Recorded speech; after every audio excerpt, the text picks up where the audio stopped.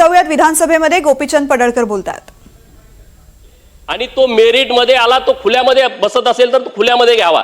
आता काय करतायत हे सगळे लोक, अधिकारी लोक, मागासवर्गीयांची मुलं ओपन मेरिट मध्ये आल्याच्या नंतर तुम्ही ओपन मेरिट मध्ये दाखवत नाही त्यांना, परत तुम्ही त्याच्या जातीच्या बिंदूवरती दाखवताय।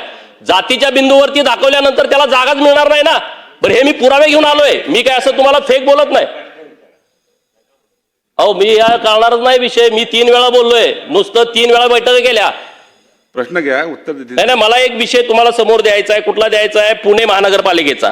पुणे महानगरपालिकेमध्ये 2009 पासून ही जी शिक्षकांची भरती झाली, या भरतीमध्ये एक निगडे मिलन या व्यक्तीला 66.67 मार्क्स मिळाले। हे ओपनच्या यादीमध्ये आहेत। आणि ओबीसीच्या यादीत दाखवलेली 16 मुलं, एससीच्या यादीत दाखवलेली 3 मुलं, एनटीच्या यादीत दाखवलेली 2 मुलं, ही 66.67 पेक्षा जास्त आहेत मार्क। त्यांना खुल्या प्रवर्गात दाखवण्याची आवश्यकता होती, परंतु त्यांना खुल्या प्रवर्गात दाखवलं नाही। मंत्री महोदय उत्तर द्या।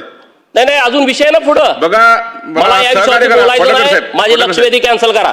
आपण प्रश्न घ्या, प्रश्नाची उत्तर प्रश्न नाही, मला उत्तर नको आहे।